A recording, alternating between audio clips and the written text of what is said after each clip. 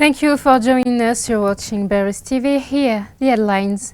The Central African Republic capital had the heart of the rebel attacks. Although the rebels have been pushed back at the city's gate, the calm remains risky. It is time to take stock after ECOWAS mission in Mali. The delegation is optimistic about the organization of general elections.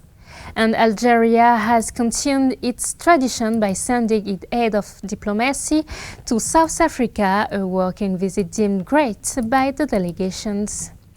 But before Uganda decides today, polling stations opened this morning after a tense presidential campaign. The Ugandans have to choose their future president, among them the outgoing head of state Yoweri Museveni, who is running for a sixth term against 10 other candidates, including the most popular, Bobi Wine. Fears about the transparency of the election have emerged due to the absence of international observers there. Since yesterday, a major military deployment has been taking place in Kampala, the capital.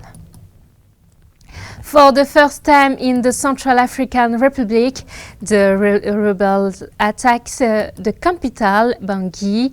Offensive immediately repelled by the peacekeepers. The UN Security Council condemned the violence, a subject from the editorial staff.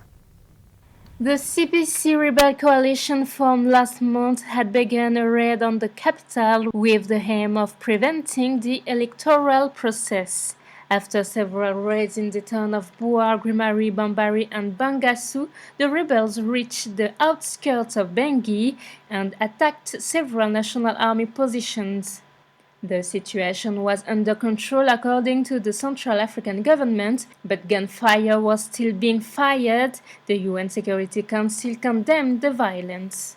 The Secretary General strongly condemns today's attacks near Bangui by unidentified armed combatants on Central African national and security forces, as well as UN peacekeepers.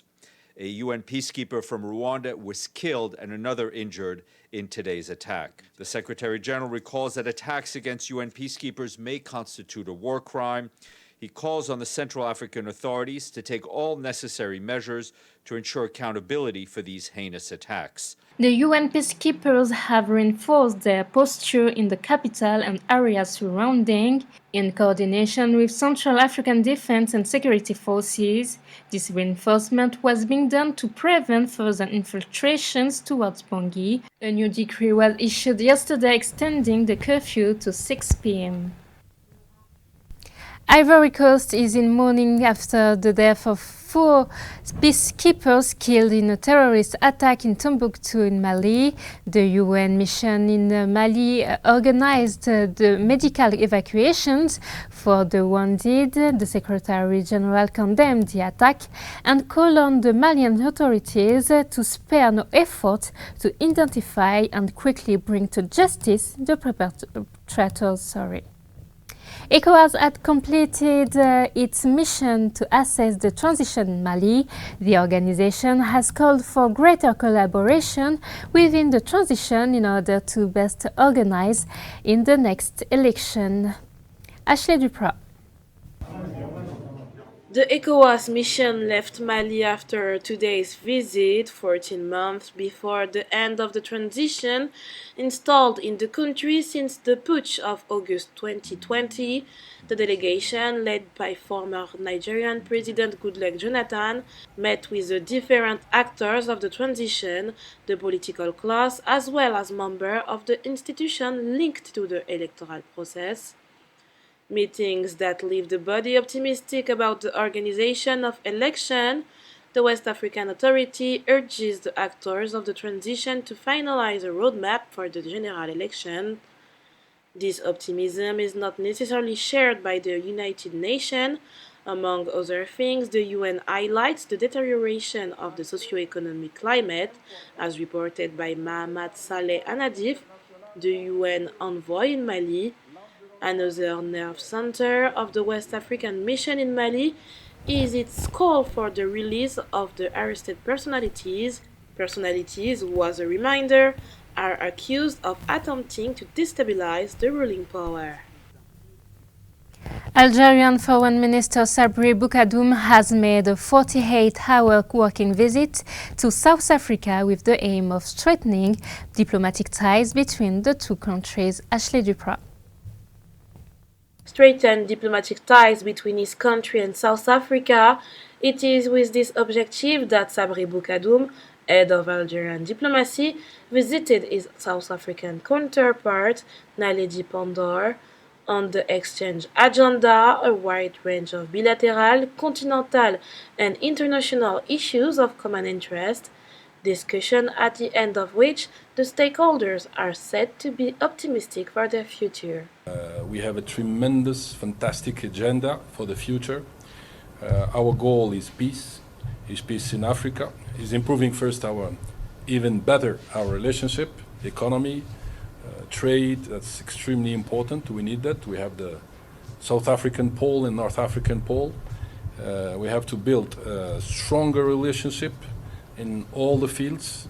While there is a very strong relationship, we think much more could be done.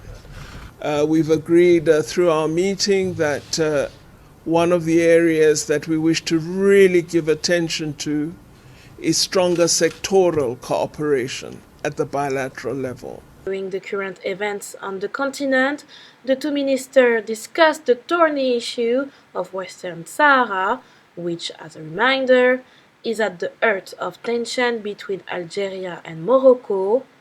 Thus, faced with the resumption of armed confrontation between the latter and the Polisario Front, Naledi Pandor and her Algerian counterpart jointly called for the appointment of a UN envoy in this area. These words are part of the long tradition of the two countries. Their diplomatic ties date back to the 60s. The Algerian FLN contributed to the military training of the former president of the Rainbow Nation, Nelson Mandela. We end this edition with a good news. Cyril Ramaphosa, the current chairman of the African Union, announced that 270 million vaccines against COVID-19 have been procured for the continent, and it will be supplied by Pfizer, BioNTech, AstraZeneca and Johnson & Johnson laboratories. With 3 million cases and more than 17,000 deaths, Africa remains the continent most spared by the disease. Thank you for watching us. The news continue on Baris TV.